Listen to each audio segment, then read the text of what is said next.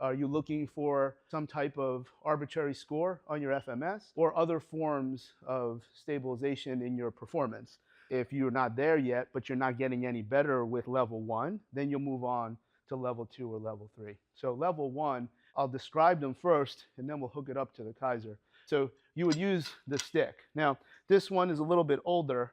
Anything that also enhances the demand of your grip, fat grips, squishy grips, all much better environment than something that's thin. Now, we're going to do D1 on one side and D2 on the other side. If I'm going to chop from here, here's my D1 pattern, here's my D2, and now I'm always trying to create that rotation. So the thoracic rotation is a part of this. I won't use this that much to drive thoracic rotation. I think we have better things, but that's when we want our anti-rotation, is where the more thoracic, the better, the more rotation you can get. But I'm not looking for this. I do want this to cross midline, but I do want to get some thoracic motion to continue this driving pattern through my lower half. When we're in D1 and D2, I'm fairly constrained here. I can't get any hand action. I can't get much of my pronation and supination.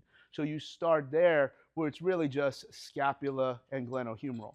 Whatever your rep scheme, again, when you're in motor skill acquisition, I don't know that there's a reliable rep scheme. I know that sucks. Please tell me what to do and I'll do it. It doesn't work when you're in motor skill acquisition. You do enough to be successful. And I would say once you're successful in maybe 7 out of 10 times, where you're in that inline position, you're in your most demanding lower body position, because you have the mobility there, trying to drive some stabilization, then you'll, if you don't fall 7 times, you make it harder. And then you move on. The next piece would then take some constraint away. So now you can use the rope, and when you're in the rope, now all of a sudden you do have some hands and you do have some forearms. So you're doing a lot of the same thing. D1 and D2 is all the same, but the difference between the stick and the rope, you're getting more of some of the candy that PNF can deliver through the trunk down into the lower half.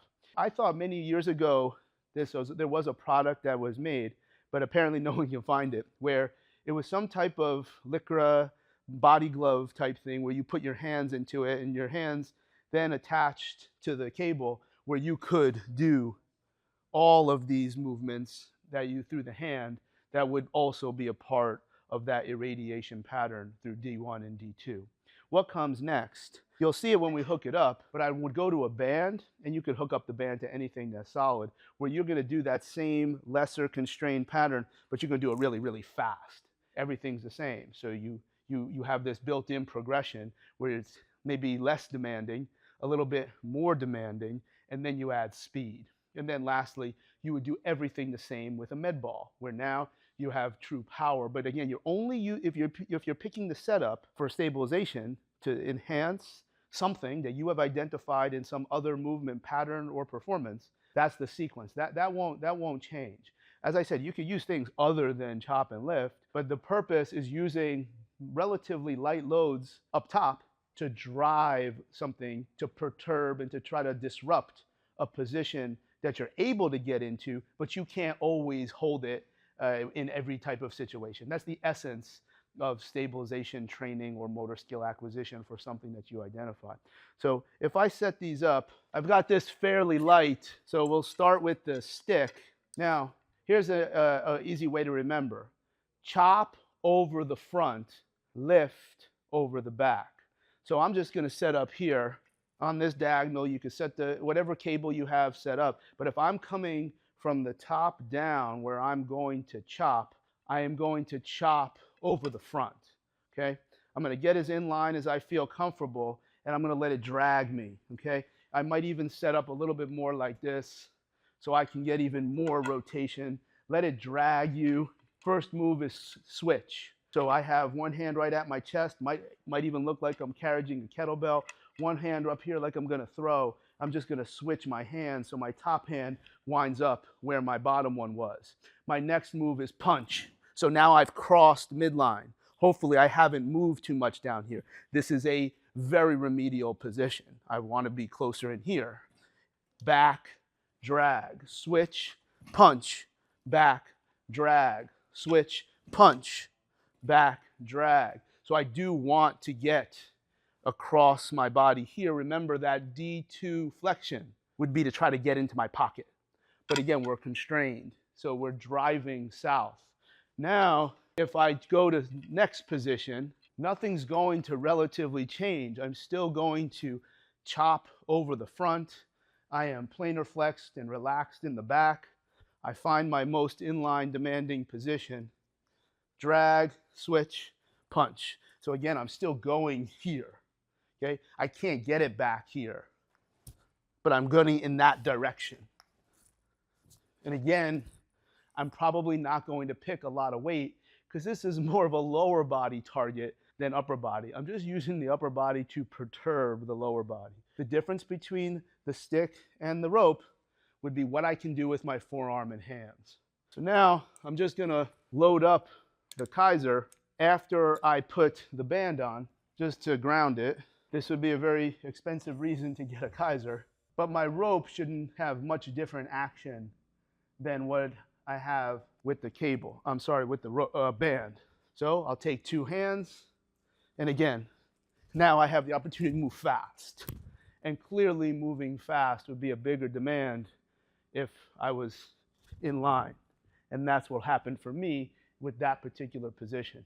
When we switch things up, we'll show you the med ball. It doesn't change. You just take the med ball from the top and then throw it, using the wall perhaps as a measure of how powerful you're getting the ball to bounce up on the wall. Now, if we look at a lift, we'll start over. Nothing changes in terms of the concepts. You're just going to lift over the back. Chop over the front, lift over the back. So now we basically switch which side is doing the diagonal. So the same move where I'm trying to get this finish hand across the body. Remember too, it's less about are you doing something wrong, but what is the most efficient way to get the most out of this? So now here, I have the slack out. I'm going to switch. There's my hand here. Switch, punch, back, drag. Switch, punch, back, drag. So again, I'm constrained. I can't get everything out of this, but it's where you start and give you less options to do something wrong. When your luck runs out, carriage the rope like an ice cream cone, and I'm here. Again, chop over the front, lift over the back.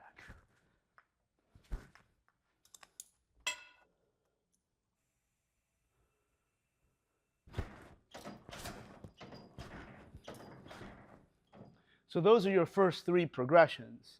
I did that with my toe. I got sloppy. Remember, you want the toe down, so you already have proven you have hip extension through your other measures. That's very important, where you're just using, again, the upper body to perturb this, and then see what happens when you do your next series of exercises, because you would only be doing this for a purpose.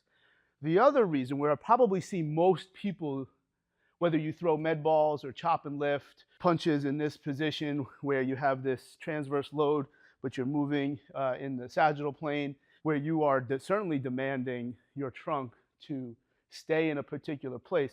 That's more anti-rotation strength. I don't know that you can really have anti-rotation power. You can certainly move faster or slower, and lots of really, really good things are going to happen.